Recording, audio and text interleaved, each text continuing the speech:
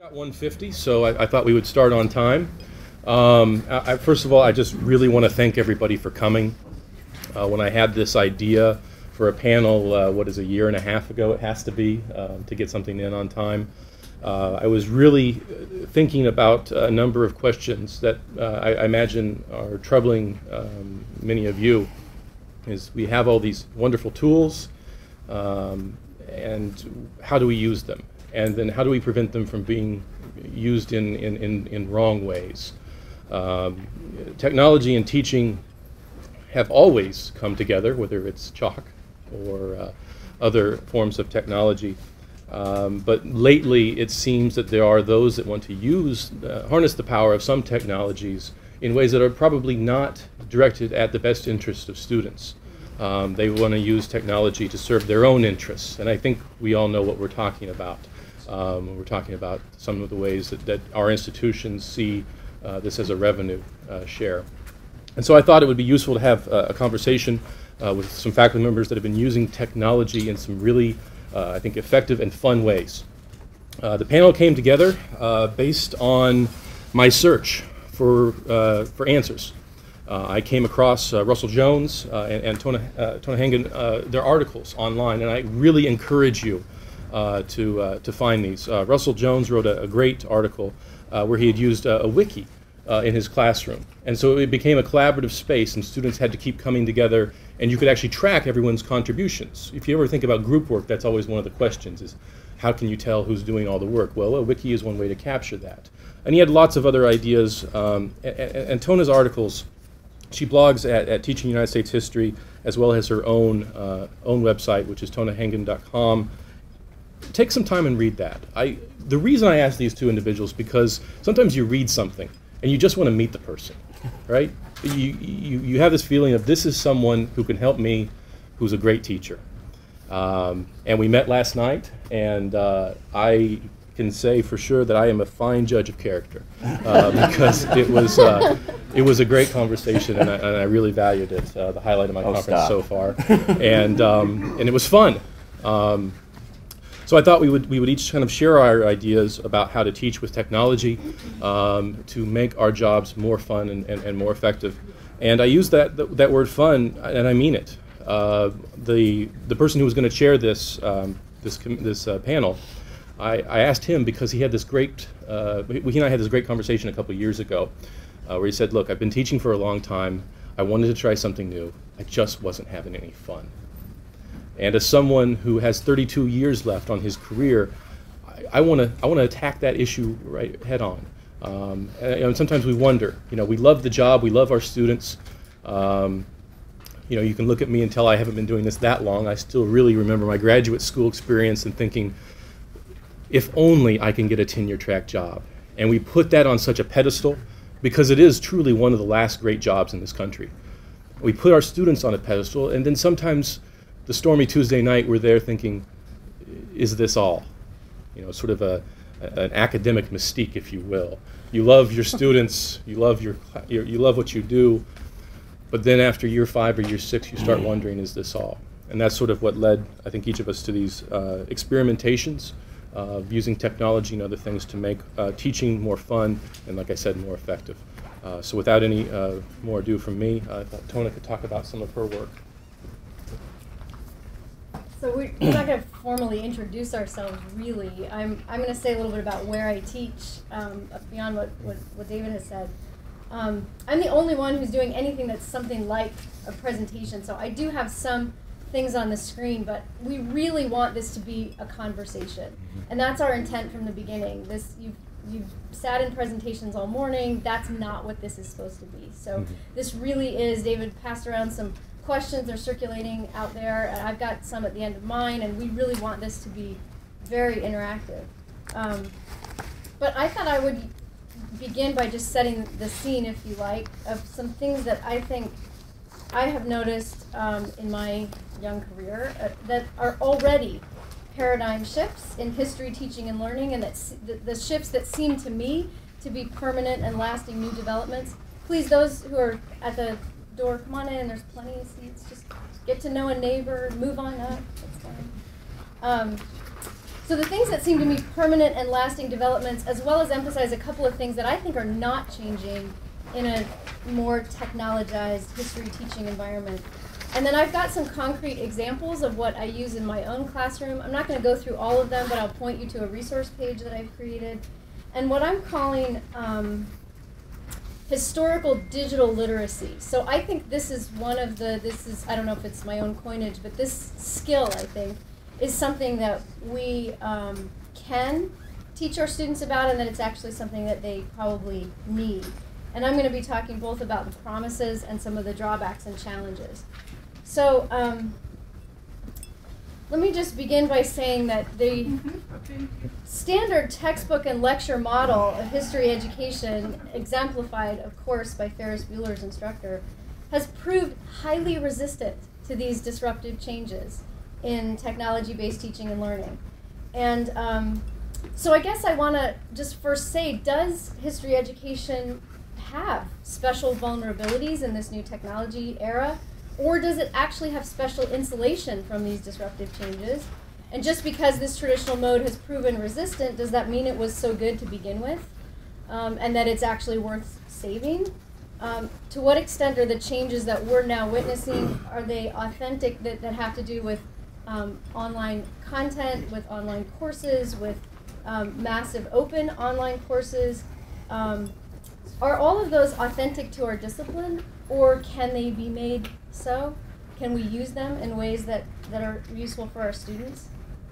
So let me just say a couple of things that seem to me like they are genuine paradigm shifts. The first is from Ferris Bueller's teacher's model, heavily weighted toward content mastery, and with students undergoing a constant knowledge binge purge cycle of memorization and regurgitation. Moving from that to something called active learning. What does that look like? How do we make that happen? What is the role of technology in that? That, I think, is less well established, but I think the paradigm shift is there. And I think textbook companies are frantically trying to stay ahead of this curve and figure this one out. The recent roundtable in the JAH shows this. And just this week, I got an ad for a paid, customizable subscription digital source streaming service that stated it like this, just boldly. They said, number 1, the future of history education is digital. Number 2, textbooks are too inflexible and expensive. Number 3, instructors should be free to teach the class and not the textbook. And what they proposed then to do was to sell me access to their closed garden of primary sources. So what I worry about in this age of textbook impermanence, where students subscribe to a textbook and then it disappears as soon as they take the final, closed content gardens and publication firewalls, is when students have only temporary and limited access to thoughtful and well-written scholarship, that worries me. And I think that technology used effectively in the classroom is in part turning students and ourselves and toward the access that really is there, and not just not setting up paywalls for it. So, all right. So the next one from this is, I think, one of my most profound shifts from what I teach to what they learn. So when I left graduate school, when I first started teaching, what I primarily designed courses around what I wanted students to read. Like I would start with the book list, right? And then what I wanted to cover in the class. And here is where I think what is authentic in the research of history learning in our discipline that's exemplified by the work of Sam Weinberg and Lendl Calder and others. I think here's where we can handily dovetail with current trends in higher education toward what the AAC and U's LEAP project calls high impact practices, i.e. those that increase student engagement and retention.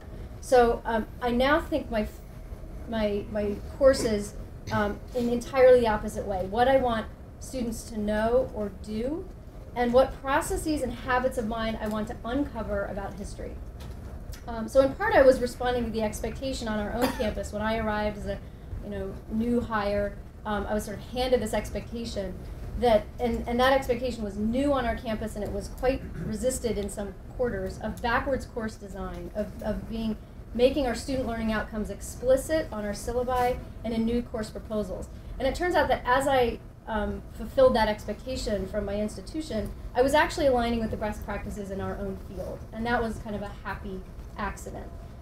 Like it or not, the future really is in assessment, but I think it's incumbent on us to then make that assessment authentic and to make it meaningful within our own discipline and to articulate the value of our discipline to the college experience. Which brings up another related paradigm shift. From thinking about history learning at the level of a single course to zooming out to focus instead on history learning in and across the curriculum. So not just course design, but program and even curriculum design. I actually think of this as a really important form of teaching history, which is structuring programs and figuring out where our courses fit in the broader curriculum. Where do history majors learn X? At what point in our departmental program are non-majors most likely to intersect with our teaching?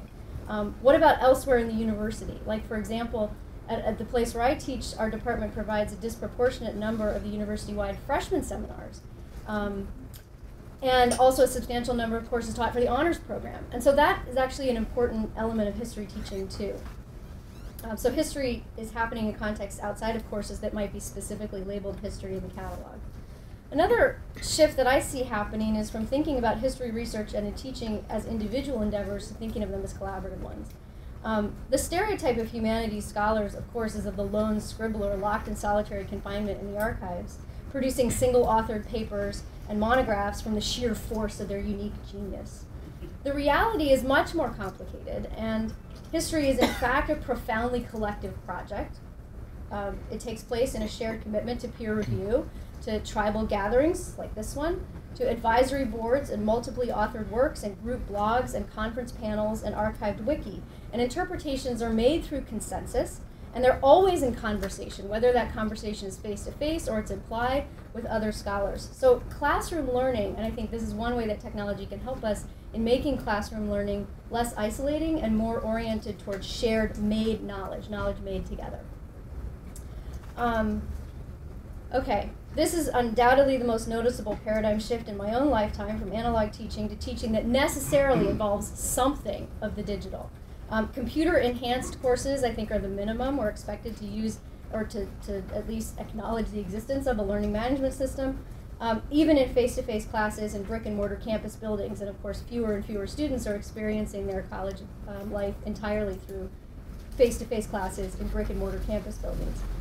And then related to that has been the transition from limited access to unique sources, archival, print, microfilm, the like, often gated away in libraries and archives, to massive access to digital copies on a truly staggering scale. And that opens up a lot of possibilities for primary source original research, even at the undergraduate level. And so the challenge then becomes helping students make sense of a sea of information and digitized materials to help them, and these are different skills, I think, from what we've had, what we've expected them to do before, to help them curate and search and locate and read in a digital environment and interpret those sources with integrity and intelligence.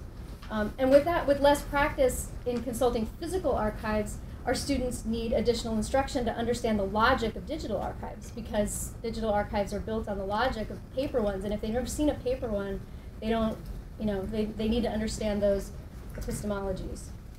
Okay, so a couple of illustrative examples before we bounce it back over to the rest of the panel. A word about my setting, just so you know where I'm coming from. A mid-sized public university. Our students struggle financially and academically, whether for reasons of language, as first-generation college students, as parents or veterans, or full-time employees, or because of learning disabilities. Many transfer in and out. I think the term for that is swirl these days. They drop in and out. 2/3 commute to campus. Very few are so-called traditional college students who start as freshmen and graduate precisely 4 years later from the same institution. Something like 1/4 to 1/3 take developmental classes in their first 2 years to bring them up to college level in English and math. Our largest programs at my institution are nursing, OT, education, and business. We recently became a university, and even though that has stoked aspirations around liberal arts learning, it hasn't yet touched our 4-4 teaching load or helped add new tenure-line faculty. I suspect much of this sounds familiar. I just wanted to establish at the outset that I do not teach elite students at an elite university. So I hope that what I have to say will still seem relevant and transferable to your situation, no matter what it might be. And second, a word about what I think improved teaching would look like, what we mean by more fun and effective. Not just bigger, not just more seats, filled. It's not an economy of scale I'm looking for. Fun in the sense of memorable, engaging, and students want to be there.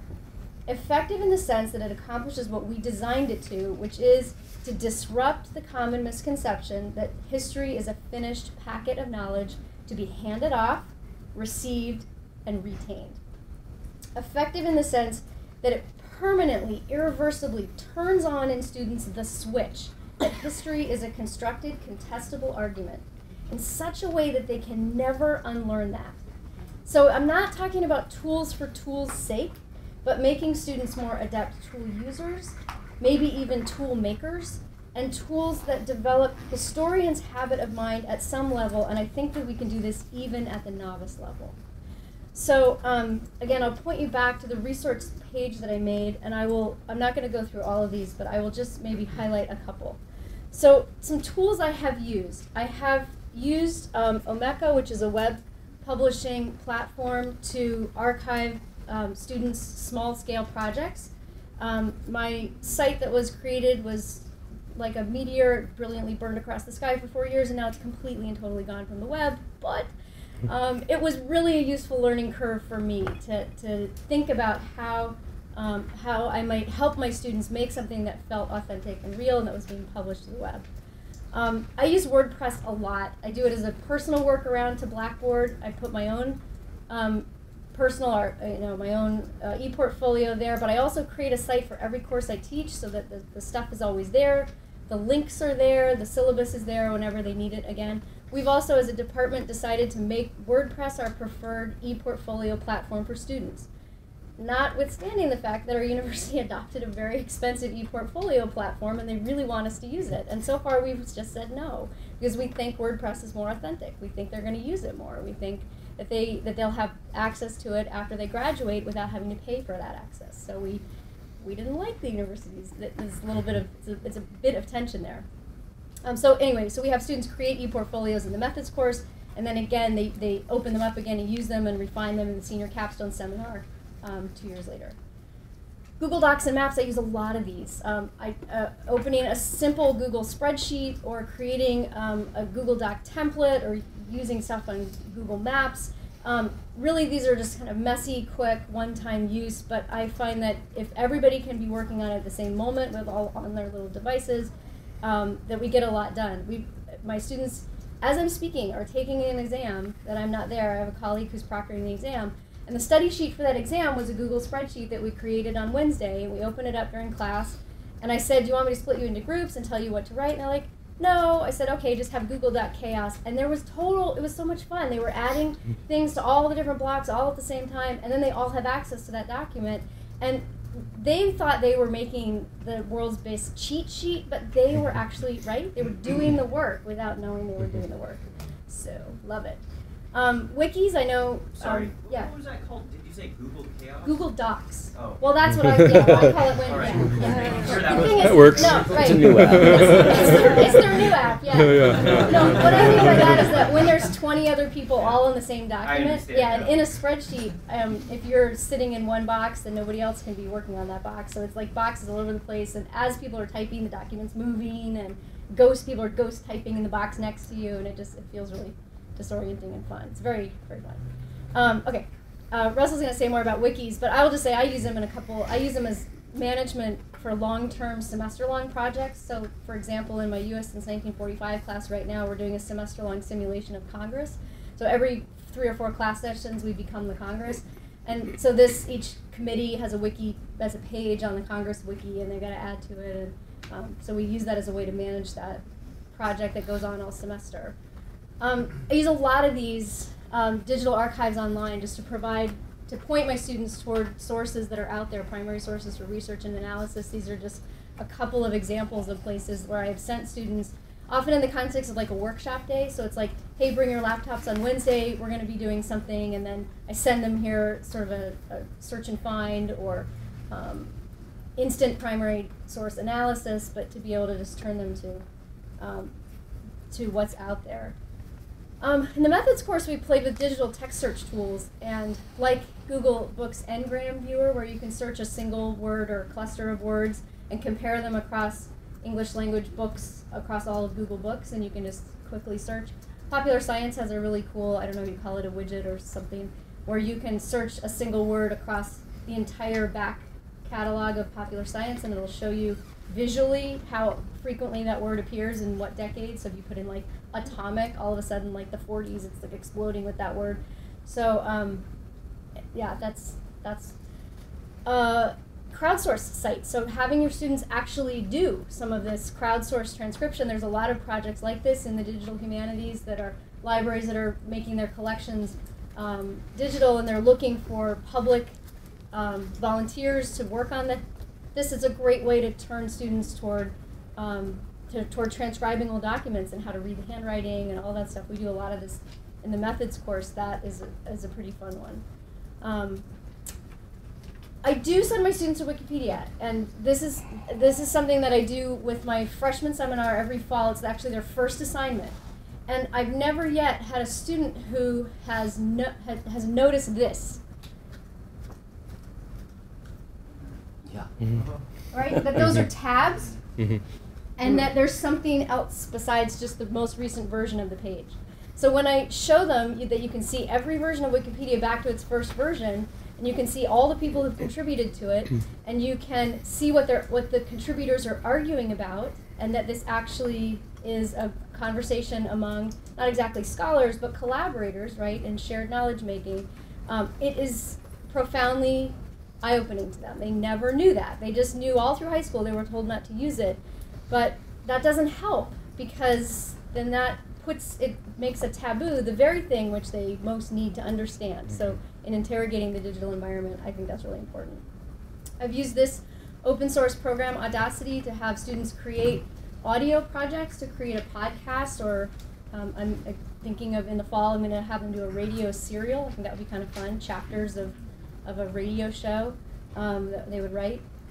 And two that I haven't used, but that I think that should be at least out on the table. One is Annotation Studio, which is coming soon, I hope, from MIT's Hyper Studio. It's still in development. But that will allow collaborative markup of a text and kind of slowing down and reading in the digital environment and making annotations. But you can also do that across sections of a class. Like you could imagine my US survey class and some of my colleagues' American Lit class and a philosophy class, like all studying the same text together and marking it up together, even not in real time. Or even across campuses, like a shared book project if we're all reading, Souls of Black Folk across many, many different universities. We can all be looking at the same version of it and annotating that text together. And then I have a colleague who swears by clickers. They're not, we don't have them on our campus, but if they, just as far as low stakes, getting students engaged so that everybody is, if not saying something, at least offering their point of view on a particular question that you have put up there, that I think we can use this in ways that are historically useful or useful in history.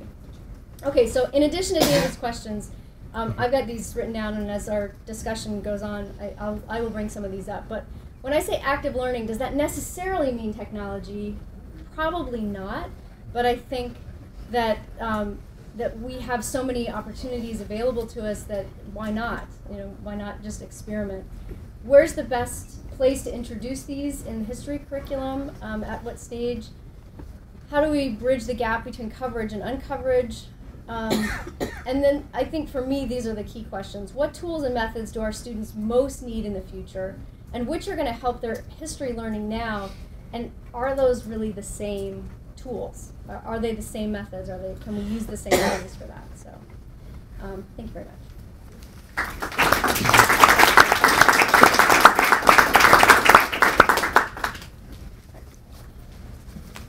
All right, I thought I would talk briefly about some of the things I've done involving technology.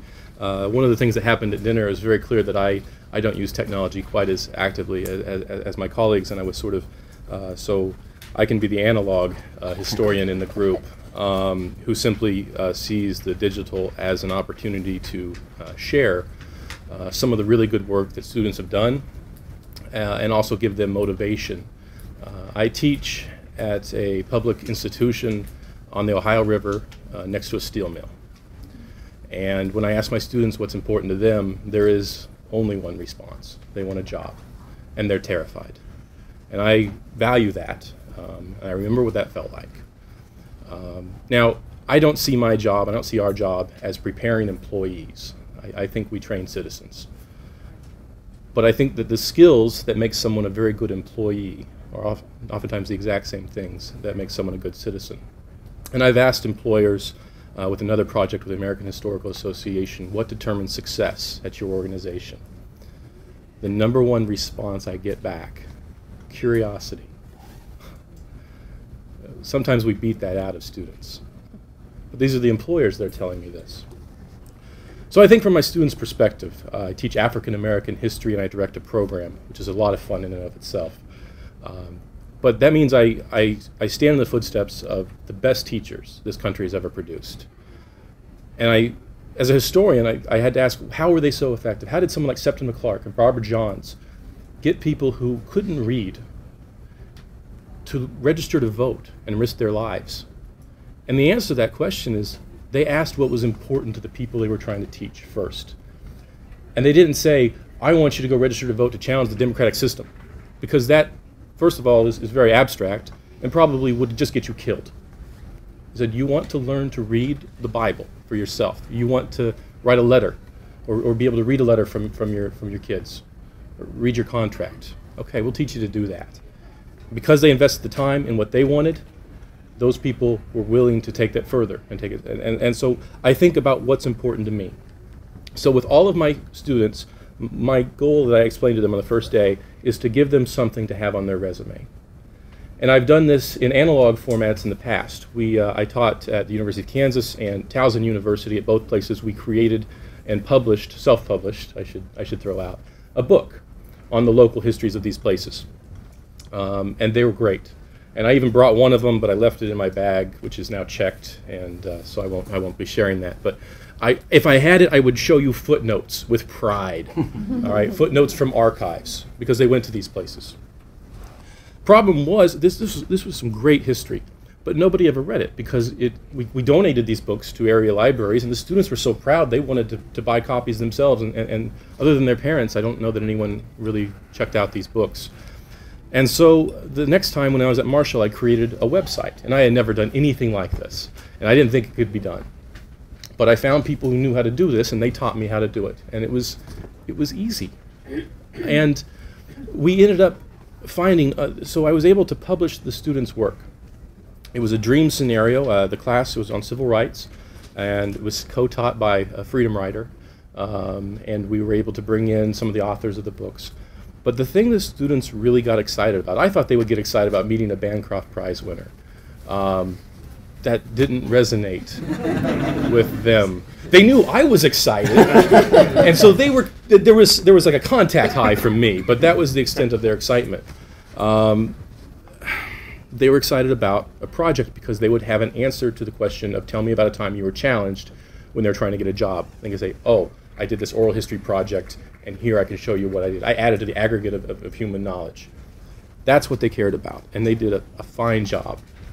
So we created, I called it the Carter G. Woodson Project, because Carter G. Woodson, the father of black history, is from the town I'm teaching now.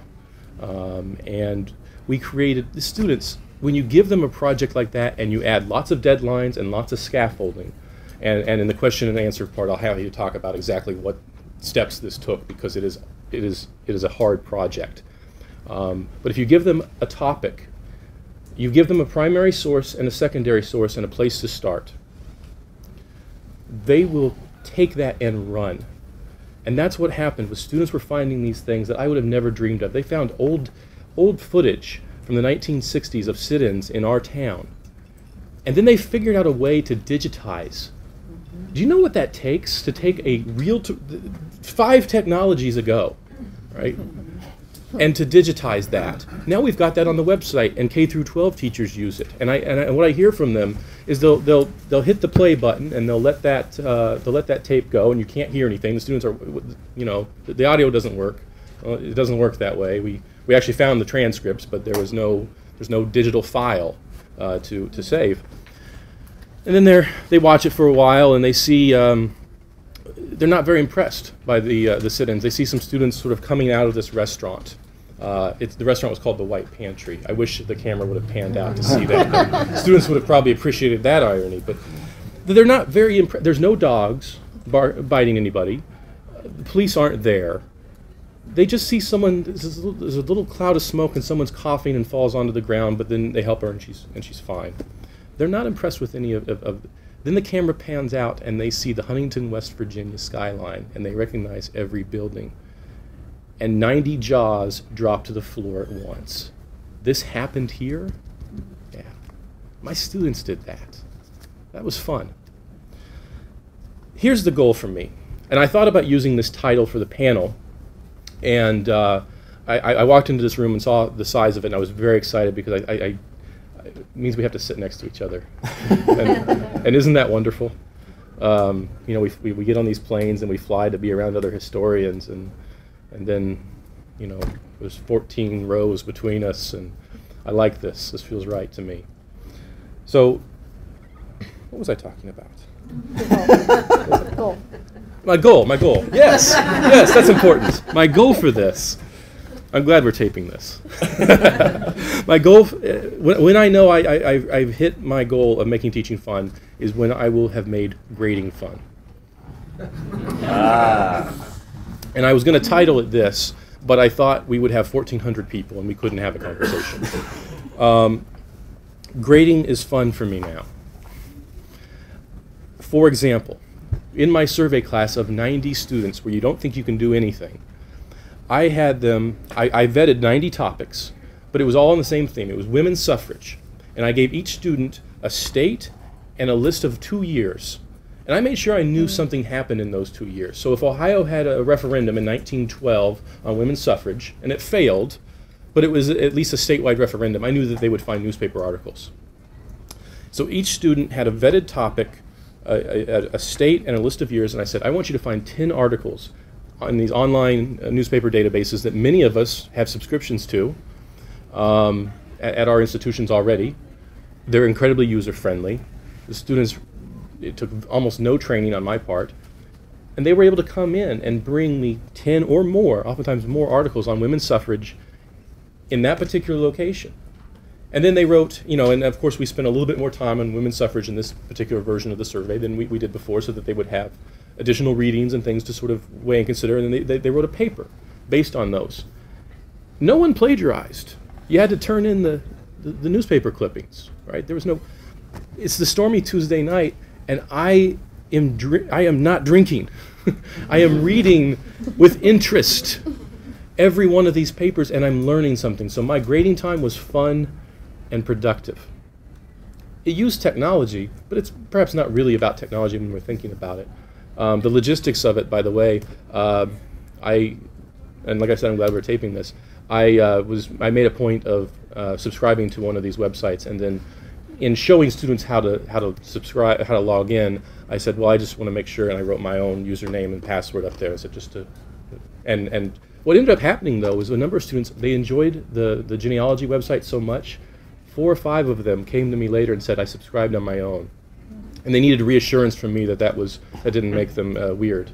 I was sincere that I said, well, I don't think that makes you weird at all. I think that's actually very, very typical for an 18 or 19 or 20 or 21-year-old to get excited about something.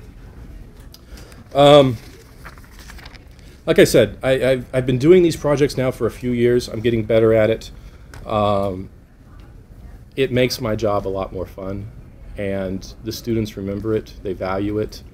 I'll end with this. I got a call a few semesters ago, or a few months ago, from not really my mentor or my advisor as an undergraduate, but the person I remembered the most. And I hadn't talked to him obviously for a long time, but I recognized his voice immediately. I knew it was Dr. Phil Kelly, and I was so excited that Phil Kelly was calling me. My first thought is, you know, oh my, I hope everyone's okay, you know. And he says, no, David, you know, this is Phil Kelly.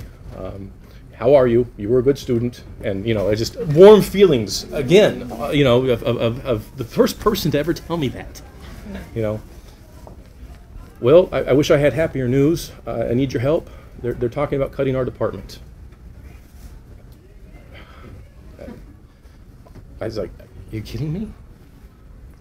And it wasn't just me. There were 40 of us he called.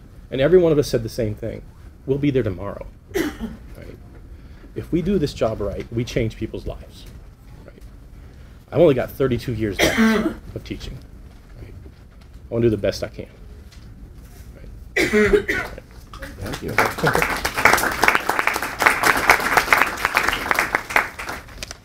Well, I'm Russell Jones. I teach at similar institutions as my colleagues here. It's Eastern Michigan University.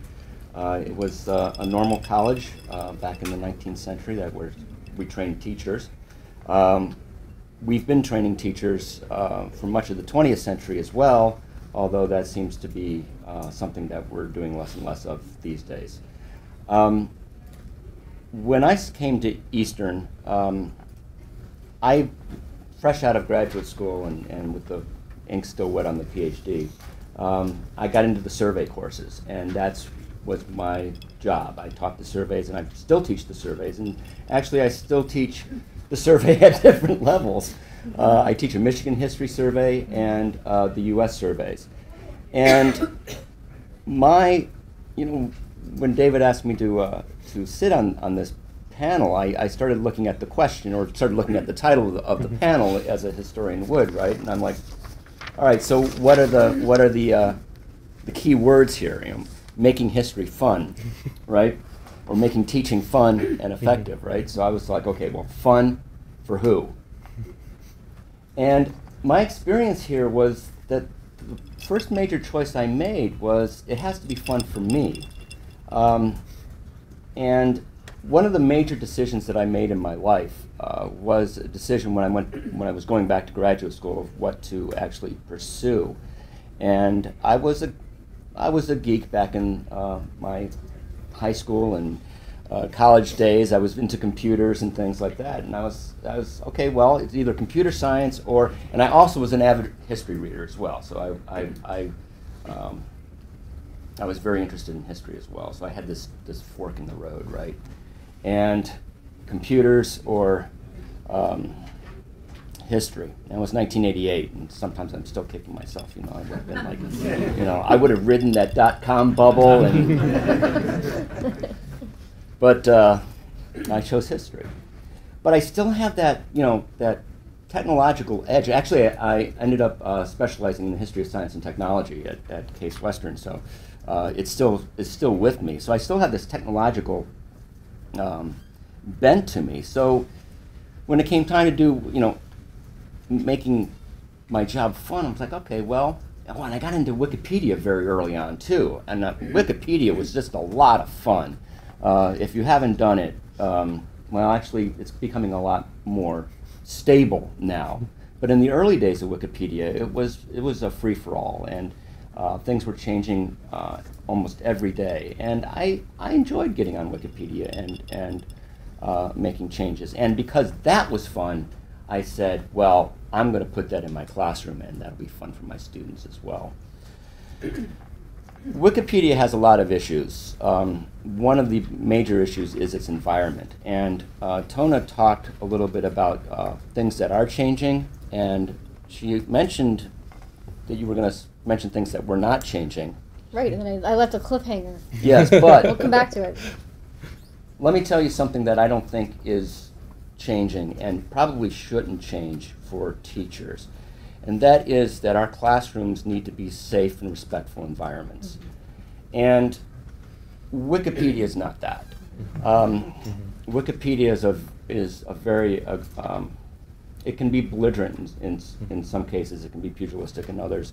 It's a very dangerous place. If you don't have a thick skin and you can't take, criticism and having your writing continually edited, but I think you guys are all okay with that, then it's probably not a good place to be. And certainly it's not a place where you should send young 18 and 19-year-olds into. So I made a proprietary wiki, and I thought I could get the same sort of interaction and what Tona pointed out with the talk pages and that sort of thing. That's where the real life of Wikipedia is, where all the discussion is going on about how do we interpret this and how do we interpret that. And I wanted to see if I can get that going in a class environment on an online thing. I look at my experiment in using a class wiki as a failure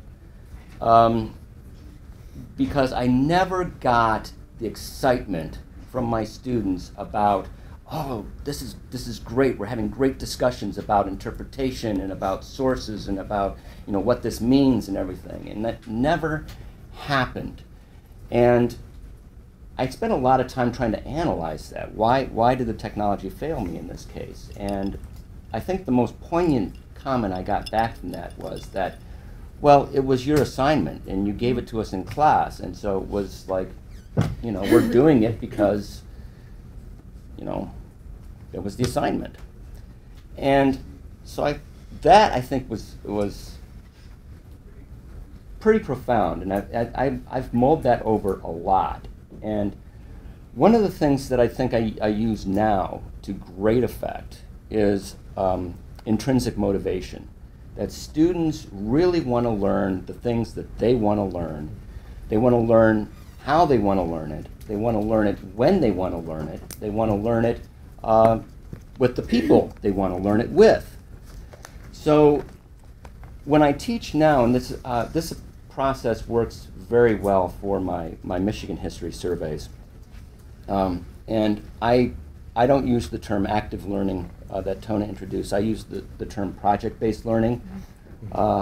And I have my students do 2 research projects a semester on any topics of their, and these are collaborative projects too. I mean, just like the wiki was. These are collaborative projects, so they have to work in groups to do this. But my stipulation on the project, in I've taken pretty much all the restraints off, is that you have to produce something.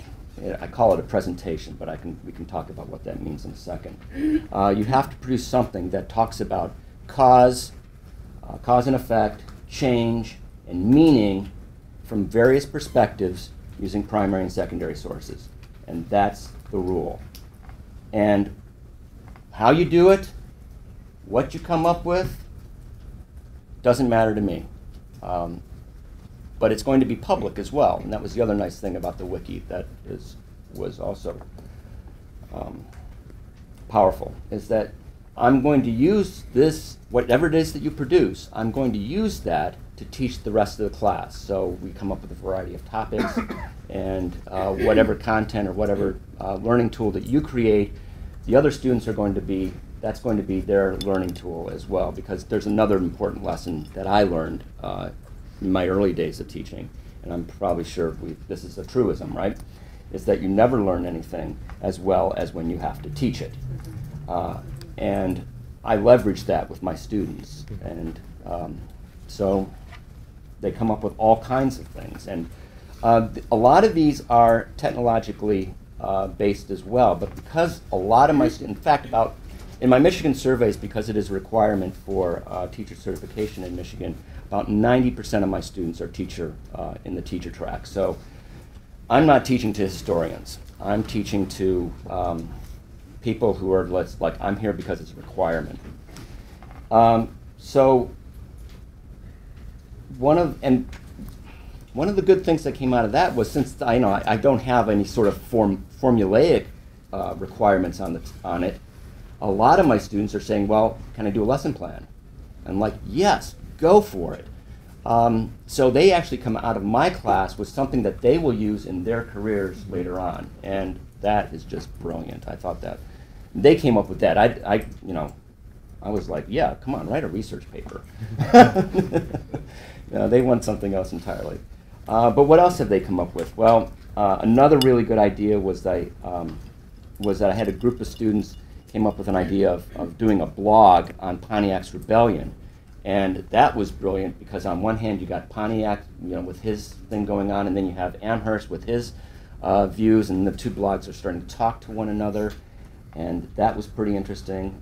I've had them do monologues, or they've come up with ideas of monologues. Actually, it was the same group that did the Pontiac's rebellion. For the second project, they did a monologue of voices from the Flint sit-down strike, and that turned out to be pretty good. So I've had pamphlets, videos.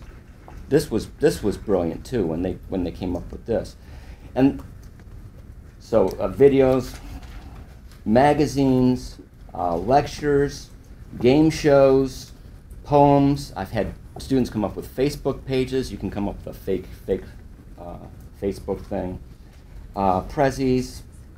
And the thing here is that, you know, students come into your classrooms and they have a completely varied skill set, and they know how to do things. And, you know, let them run. You know, you guys can. You want to do a video, go for it. And the other thing too is that, you know, I play a central role in this as well, because, you know, I have access, because I'm, you know, technologically connected with various folks on the campus. You know, it's like, if you need video equipment, I know where and who to ask for you to get video equipment, or if you want to use editing software or something like this. It's like, so there's various things that you can do, and people we can go to get you the tools and the things that you need to use this. And of course, also, you know, since it is a history class and they're not historians, I've got to teach them also, you know, primary sources, how do you read documents, where to get them, how to do basic research, and this sort of thing as well. So, you know, there's still an important role for me in this as well, but, you know, let their creativity run. I've come up with some very remarkable things. And we have an undergraduate symposium at our university, which highlights the best of student research. And I ended up nominating 2 projects out of my classes last fall, and these were just absolutely stellar work. I mean, one project was on the history of housing segregation in Detroit for the whole 20th century, and these 4 students and the whole history of housing segregation in Detroit. So they went into like each decade in a lot of depth, and it was quite remarkable the amount of research that they did, and so yeah, taking the hand off the brake, I think, was a really good move. So I think that's my comments. Right. So I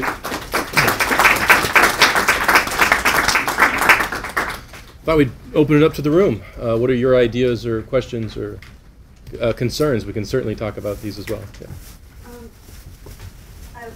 I love when I go to these kind of workshops or professional development workshops and hear all these great ideas, but in the back of my mind I'm still thinking, yes, but I have to get from Christopher Columbus to 1877 in 15 weeks. So how do you manage that? How do you? This is really what I'm struggling with right now, as I'm doing this experiment right now. This is the big struggle, right? How do I cover that whole massive amount of content and still let them do the research and experimentation that, to be honest, I'm sacrificing a lot of content. And I think I'm going to figure that one out later. That's kind of where I've landed. Are they actually, they're presenting the stuff in class? They do present it in class, because I do require them to go and read everybody's presentation. So it's not like, you know, it's not like it's in a bubble, right, where I do my work, I give it to you, and then you grade and hand it back to me, and it's gone, right? No, everybody sees everything, and I use it as a teaching tool. Yeah, I mean, it is the question, right? With all of this, it's scarcity of time, of resources, and it's the trade-offs we can make. I assign the project as an additional, and we still make it through as much as I ever would get through. I never make it to the end of the survey, but I stop short where I would have anyway, and it's just it's their extra project. And I've noticed with juniors and seniors, you might get a little bit more pushback, ironically, than freshmen. Freshmen do not yet have an expectation of what a college class is, and they understand that the expectations are going to be higher than they've had in the past. Sometimes by their sophomore and junior year, they've taken enough classes where they can just skate by to where they'll actually push back when you try to really challenge them. briefly respond to the survey is the tough one. I mean, I think we're talking about classes that we're teaching across our teaching experience. And so that semester-long simulations and stuff, not for the survey. That's, I mean, that's an elective class. But I think you can still strategically employ technology in projects that are small enough to do in a single class workshop session, or in a single, special digital week or something that you insert, so that they just get the sense that that all knowledge doesn't come from a printed textbook. And I think that's, I mean, in the survey you'll have to scale that way down, but I think it's still within your grasp. That helps. A quick comment and a question. I really appreciate your suggestions. It seems to me, in response to the coverage issue, this is where the flipped classroom model comes in. Mm-hmm. So much of what we do in class in terms of content coverage can be absorbed by students to some degree. And what I appreciate about your comments is, I've been trying to figure out good, creative, constructive things to do if, in fact, I go to the flipped classroom model and I no longer have the lecture discussion as the hinge of my class time. So I very much appreciate your comments. My question about is, do you have the students choose their own groups? How do you handle that part of your activity? Well, in the Michigan history, well, in my U.S. surveys, no. Okay. I pick the topics because, yeah, I know better. But for my Michigan history,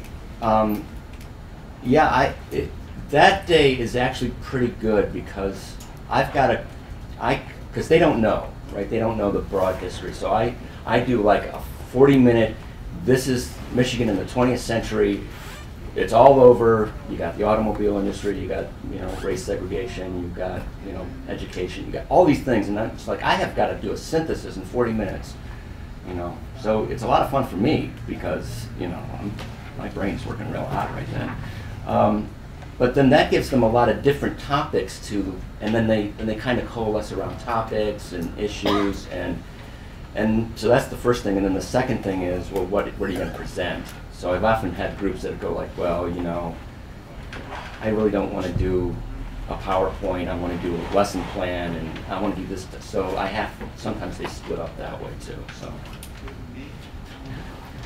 this is actually really helpful for me. I'm a public historian by trade, and I'm at a community college in Middle Tennessee, a very small area.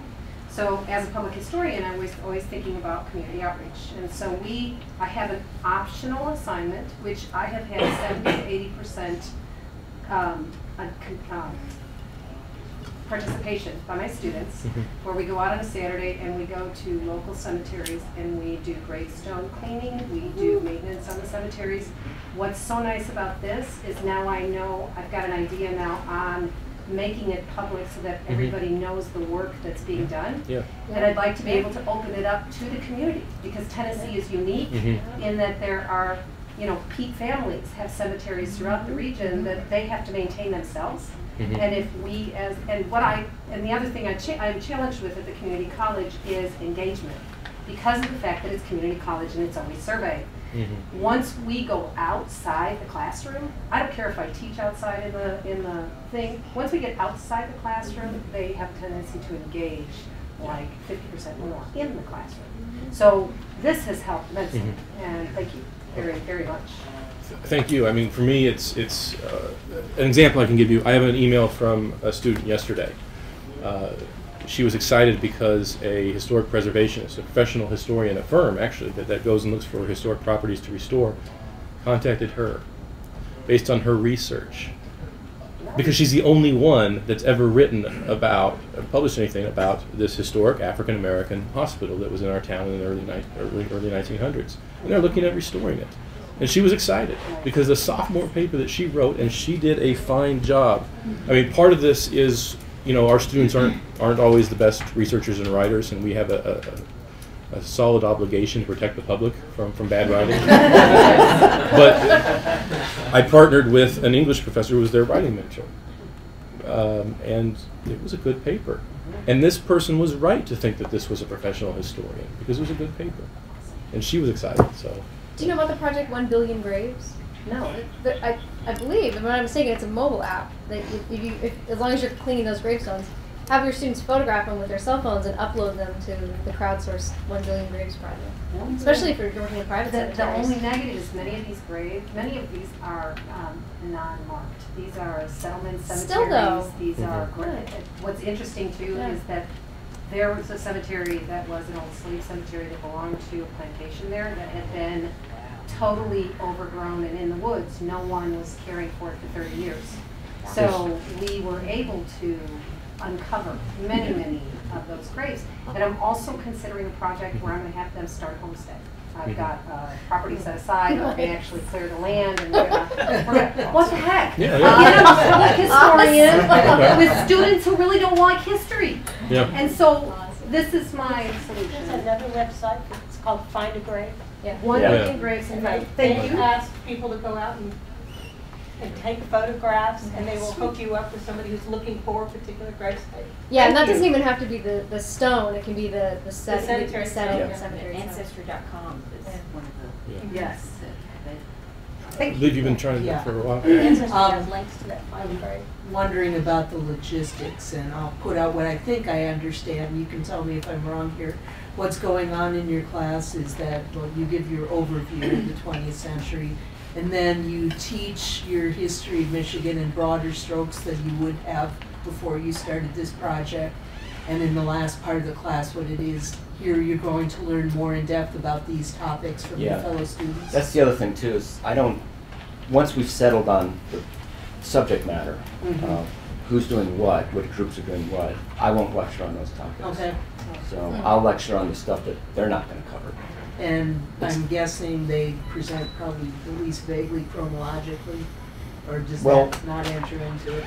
I suppose it's hard if someone does like the No, they don't the present. segregated living, which is No, every because we do decade. projects all at the end, Mhm. so it's like 1 or 2 days, so it's really difficult to put it in some sort of chronological Okay, context. I wasn't sure how big, Yeah. how much time was devoted. And a lot of all the projects too, I mean, this is another aspect about it too, in order to keep the safety issue, is that not every student wants to stand up and talk to people. So the presentation can be whatever, right? It doesn't have to be, a lot of them are online because a lot of them just don't want to stand up and talk. And that's fine. I call it a presentation, but it's Right. a product. When I come to meetings like this and I hear presentations about available resources digitally, I always get sort of a piecemeal fashion of what's available that, just now, oh, there's this great website about gravestones. Is there some sort of meta site that anyone uses for historians to put together saying, hey, here are all these great sources that are available for student projects covering a broad range of things? Yes, Merlot is a clearinghouse for open educational resources. Merlot like the wine? Yeah, Yes. MERLOT. And a lot of the projects that are on Merlot are like repositories of primary source documents. So you can get like, I think the Triangle Shirtwaist Factory Fire is one of the more popular ones, and you can get all the primary documents around that. And there's, I don't know how many. It's over a lot, 1,000. over 1,000. Yeah, it can take some time. There's no- Merlot.org. Yeah. Thank you. .org. Instead of wondering, I was going to do Yeah, a Google search and I get all these lines. And that would be part of the fun. We're trying. Sampling. Yeah, there's no one big meta. Yeah, there I mean, can't be, you right. know. I mean, archives put out their own digital No, collections after yeah. they digitize things. The other one I might mention is the DPLA, the Digital Public Library of America, which is a recent site developed to aggregate across existing digital collections. So not everything is yet part of the DPLA, but a lot of public digital collections have allowed DPLA to aggregate their stuff. Tona, you have on your as you're talking, I'm going onto your site. At the bottom of your site, you have the other resources, which is DH Tools for Beginners and the Dirt page. Yeah. So there are 2 parts here. One is the content, which is Right. Merlot, electronic content. Then you have another part of content, or another part which is the design piece, which we're talking about also kind of embedded in here. And so Dirt is it's Bamboo Dirt. It's Dirt Yeah. Project Bamboo. Whoops, sorry, we've disconnected. Okay, yeah. Pay no attention to the screen. Okay, sorry, not Project Bamboo, and it's a repository of a variety of digital tools that you can use at a huge number of layers, that from very beginning to pretty rich and in-depth usage, from timelines and creating timelines to you know, Google Maps and whatnot. I think the biggies in DH, in digital humanities and digital history for project work is Omeka as a baseline, and then for me it's Neatline, which is mapping and timelines and content, and having our students do that. Which kind of brings another question, which is part of this. We expect, and I'm curious about your interactions as assigning these types of projects. We expect our students to, as just being of a certain age, to have some computing knowledge. And as I'm teaching out at a very rural community, or at a college that draws in from a very rural community, we have a wide array of knowledge going into this. And so for our students, some are programming, some can write code. I can't write code. Well, I can't write code very well. I'm figuring that out. That I don't write it very well. I can understand some of it, just like any other language, and it's literacy, right? Digital literacy and digital natives, and some of this discussion that we need to have, I think, which is digital literacy versus digital natives. Somebody who has grown up with it, growing up with a cell phone, doesn't necessarily mean they know how to really use it. Like you were talking about with the wiki tab on, you know, things like that. How have you approached those topics, or found, what have you experienced, and maybe others in the room, what they've experienced with digital natives and digital literacy? Well, my philosophy is to play to their strengths. You know, let them figure out what it is that they want to do, and what they know how to do, and you know, stay within your comfort zone there. So yeah, if you know how to do a Prezi, go right ahead. Yeah. If you don't know how to code, then don't choose that I'm going to do and construct a web page from HTML. Right. Right. But I think you raise a great point. I think that administrators, you know, everyone in higher ed seems to assume that because our students come with devices in hand, that they necessarily understand how the digital environment operates and what its logic is, and that's absolutely not true. And I think, and especially you get some students in humanities who are in humanities because they don't want to, right? That they're nervous about computers, and they don't want to be asked to do math, and they don't want to do data analysis. And so I think that's an important issue to think about, and that you introduce technology in ways that that are within your own abilities, and in ways that provide students opportunities to either opt out or to get additional assistance. That you can't assume they all know how to do all this already, and that there has to be a little bit of a learning curve. So again, it's sometimes best employed elsewhere in the curriculum besides the survey class level. And you have to decide what is your goal. Exactly. Yeah. I mean, you have to know why you're right. If your goal is to have them work on collaborative projects in an online format, then you make sure you taught those skills for that. You have to start with what is your goal, what is it you want them to know. Right. Right. I mean, you cannot assume that the students, if you're 18, you don't remember when anything technological came with instructions. I mean, they haven't been packaged with instructions for the last 4 or 5 years.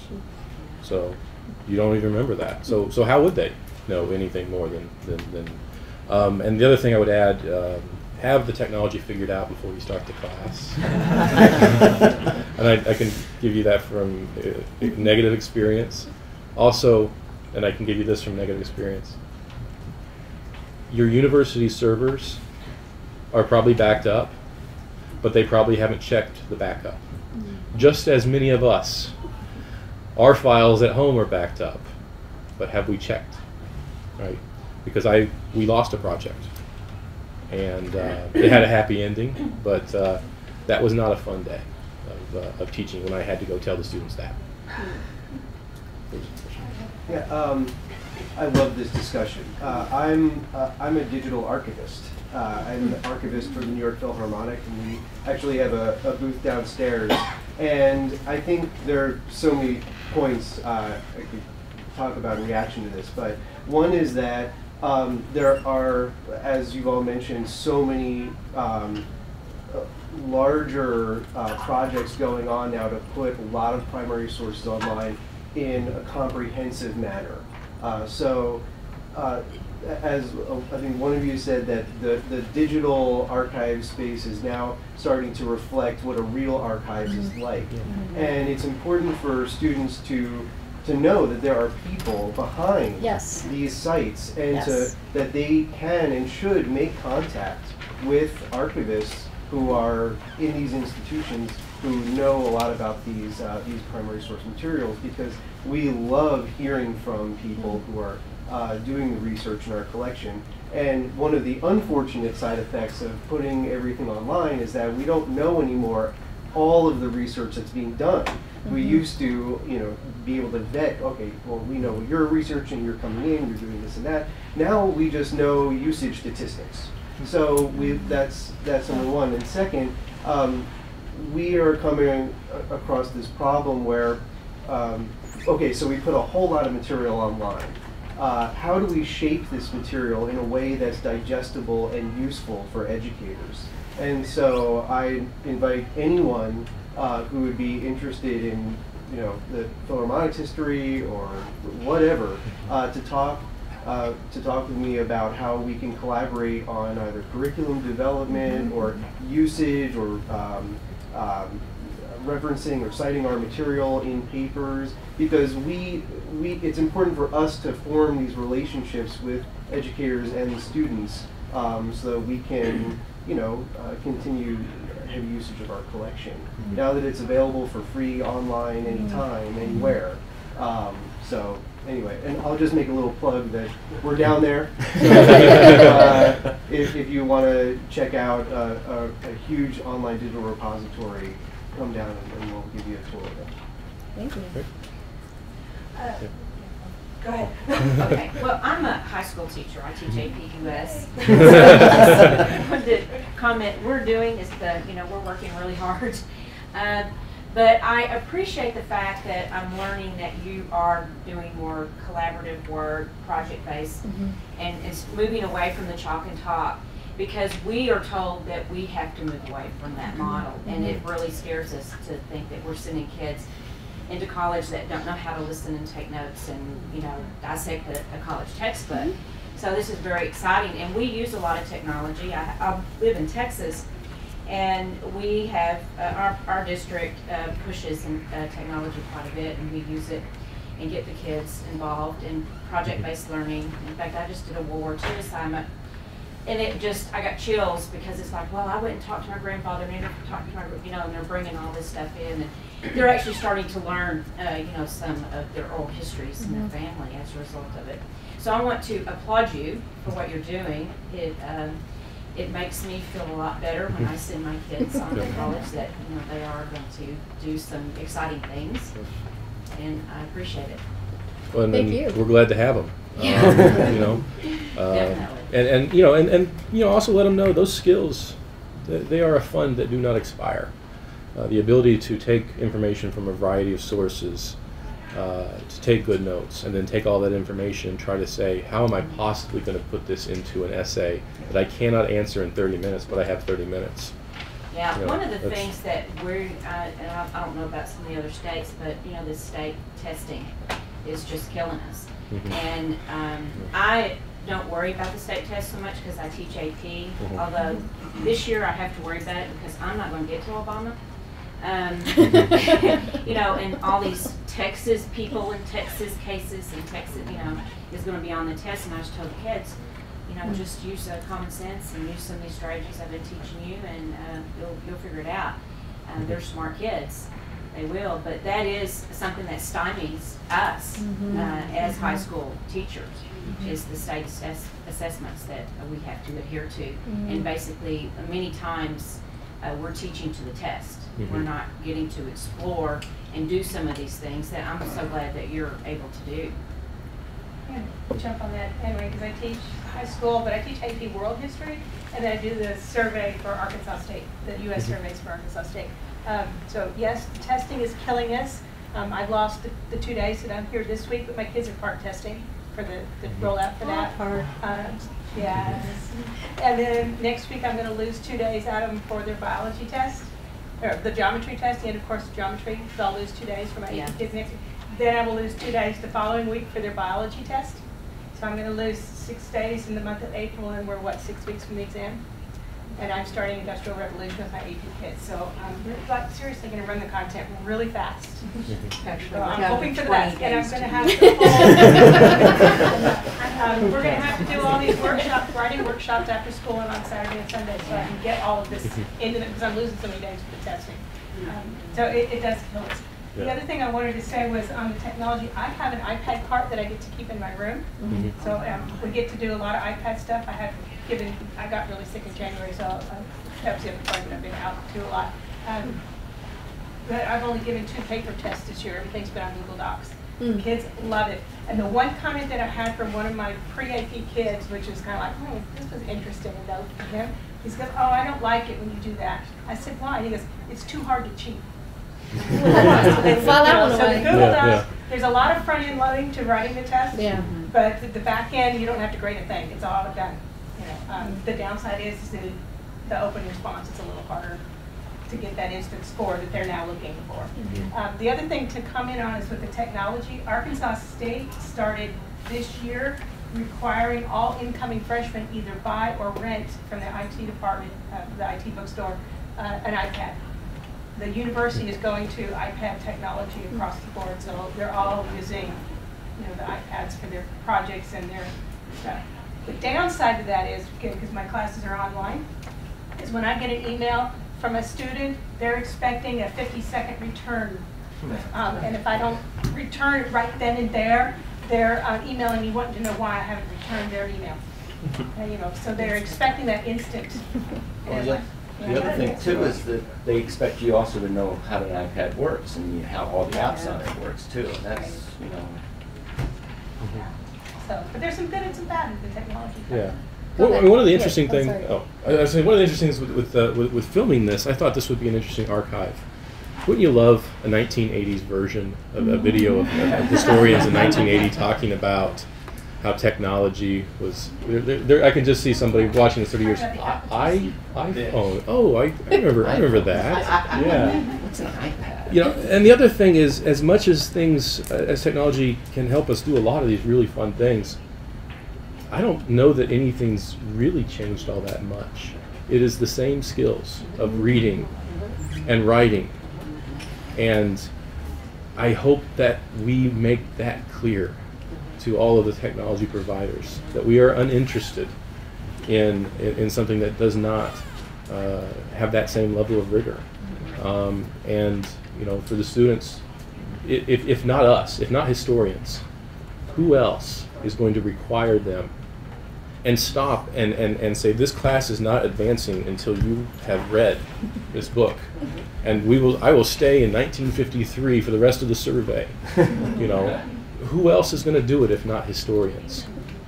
But we use these tools as well, and these tools can be helpful to unlock the excitement and get students to have that natural curiosity back. I just had a daughter, so I think that's the most wonderful thing in the world. And I am aware that other people have kids, but not really, because I'm a new parent, right? The natural curiosity, it's maddening. You cannot just set a kid down. What did we do to them in 18 years? Right? Because, and then when you give them this, I give them 2 primary sources. I hold one back. I give them one, but they don't know that. The second one's for when they get stuck in their project. And I lie to them and I tell them, I was so interested in what you came up with that I started digging into this myself.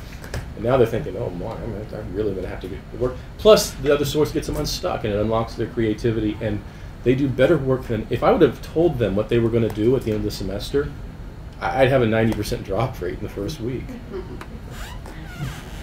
You had your hand up. Yeah, I'm also I'm a middle school, high school teacher, depending on what year it is. I actually teach for an online academy here in Georgia, a public charter academy. And so, but one of my things is I'm actually here covering the conference for an education magazine. So I just want to know, like, since most of our people are K-12 people, and we have some college professors, you know, what can we do as educators? Because no matter what, we're all educators, and there is that us versus them mentality in some places, which is still sad in this day and age. But what would you guys hope? I'm trying to turn my recorder on so I can get y'all's quotes. What would you guys hope to accomplish if we, as K-12 teachers and as college faculty, work together to try to get technology and engagement and all that stuff into the classroom? I would say that I have here in my hand every student I've ever given an F to who loved to read. Technology and loving to read. I don't know how to make that happen. But if that can happen at K through 12, I think you'd have a lot of happy college professors. My two responses would be curiosity and creativity.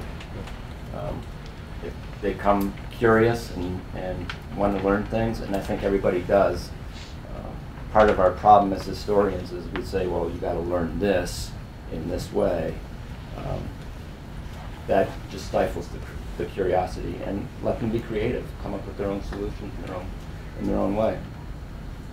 I think to just to build on that to help students realize, so that they're not surprised by this when they get to college, that history is not finished, and that it's always under revision. And I mean, I think that's how it connects nicely to the digital realm. I mean, to them, it often seems like it's fixed and complete. And I think when I try to disrupt that expectation, they resist having that expectation disrupted because it's so ingrained somehow. So I think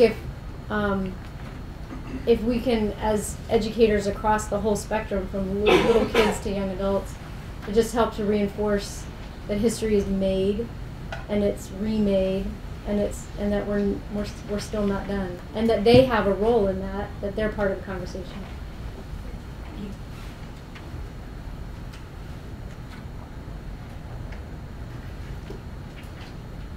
Will this videotape be publicly available? I believe so. Or it'll be on the... Definitely to OAH members. It hasn't been decided yet whether or not it'll be publicly available. To OAH members? Yeah. Okay. Were there other questions? I have a question, I guess, for everybody. I hear, I hear public ed with the assessment tools and the tests that we have. I teach for a community college in New Jersey, and we just recently had middle states reviewing us for accreditation purposes and whatnot. And I know there's a big push for community colleges. I teach survey courses and upper elective courses, but with the survey course, I like when I could teach a whole class with primary documents. Right.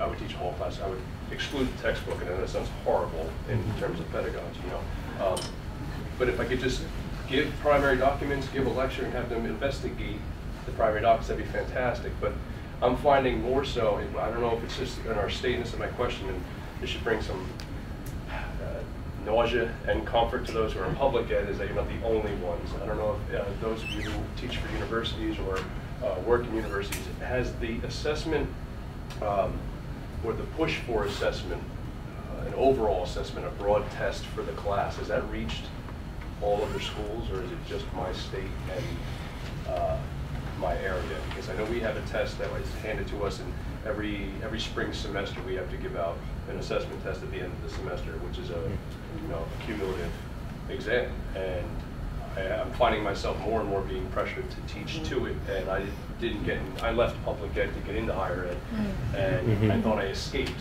those parameters and borders that were, those boundaries that were keeping me from being able to get to the exciting realm of history, and I found myself awfully restricted, and I was just wondering if that reaches other states or other universities or higher level.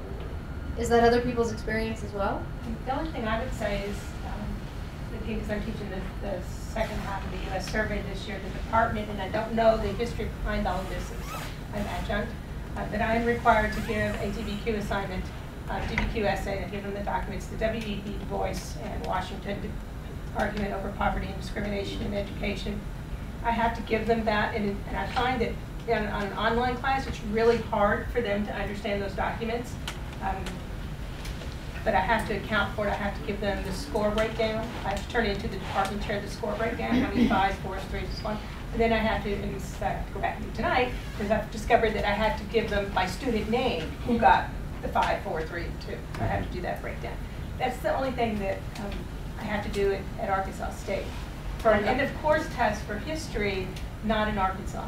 In Tennessee, I know our community college has done, they call it quality assessment. So in biology, they've always done an entrance exam and then an exit exam, and both of those exams are a full day. As we are taking 2 course days out, and they are now saying that I will have to be doing that in the fall. So I still don't know yet what the content is, which then is going to raise that same question for me as well.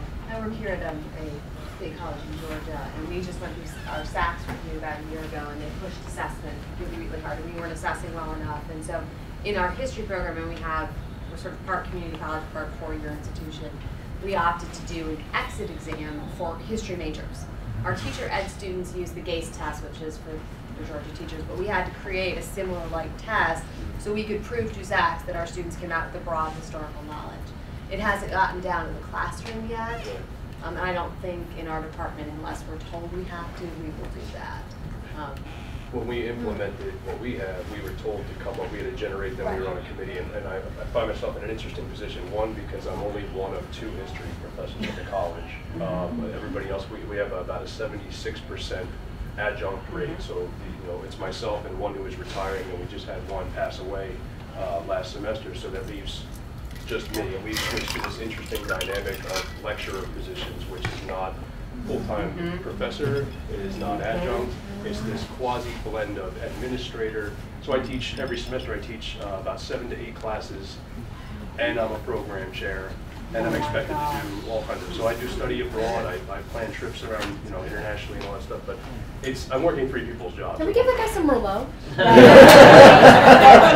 I drink heavily. So I guess we got brought together and we decided on these questions, and the problem is when we first implemented these assessment tests, of course professors were handing them out as group work. Kind of just, you're going to give your exams out the way you want to give your exams out, and then here's this 40-question exam that you guys can work on, and I'm going to walk out of the room kind of thing and just hand it in, because really I feel like the assessment test, at least at our level, it's all well and good that you see that people are getting the content, but it's more of a way to keep check that your professors are doing what they're supposed to do. So it's almost like a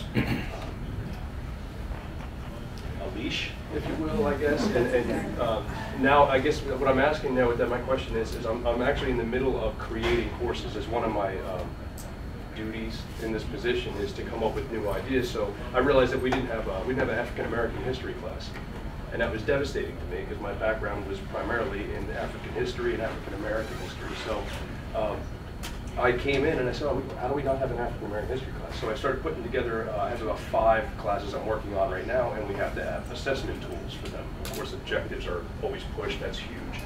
And trying to formulate the questions without making it teach just this, don't go outside of it, make sure I don't want to do that. So I asked you, the room and the panel, basically, because I want to know what other schools are doing if you are forced to go through all this. I don't have an answer for you that. Other than to cite a book, Bruce Van Sledwright has a little book out on historical assessment, because he's somebody who works in history education K-12, writing about it, and he kept writing about this is what history education should look like, but he said we keep bumping into assessment. Yeah. We don't know how to assess it well, and like what we're bumping into and what all the states are bumping into. So Bruce Van Sledwright, he has a book out just on assessments. Thin little book, but he has lots of good ideas.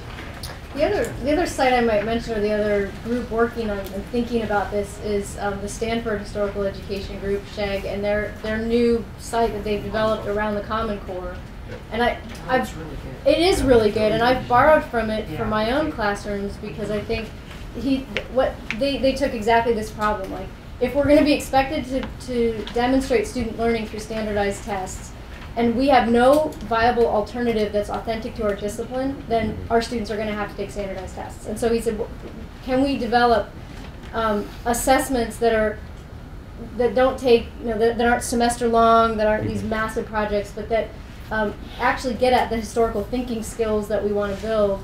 And it seems like it's well put together. So I would recommend that one as well. It's called Beyond the Bubble. Yep. Yes. Yep. Yes. And it's really, I mean, they're still building it. They're still adding content to it. It's not completely fleshed out, but it seems like a really nice model to give an alternative to the standardized tests. That word hurts, doesn't it? Assessment, when you say it, you just say it so many times, and it feels like someone's reacting. I'm so sorry. No. No, I know. Don't apologize. You didn't create the word. And the American Historical Association has also been looking into this with the tuning project as it's a good document if you haven't checked out. We kind of got goosebumps when we were putting parts of it together. I don't know if anyone else will have that experience when you read it, but it's what you want it to be. If that helps you in, I don't want to be part of a discipline that doesn't ask these questions, but sometimes when it's coming from administrators, they don't have the same. Their goal is not our goal, and they're not asking what's good for students. I was a stockbroker in another life, and I left because I thought there was something more than buying something for $1 and selling it for $1.10 and taking 5%, which is great when it works. But we never talked about money, and we talked about value, and we talked about relationships, and we talked about service, and we talked about, are we serving the customer? I have not had that conversation at my institution since I've been there. We always talk about money, and if something doesn't change, we're going to lose them, and it's on us.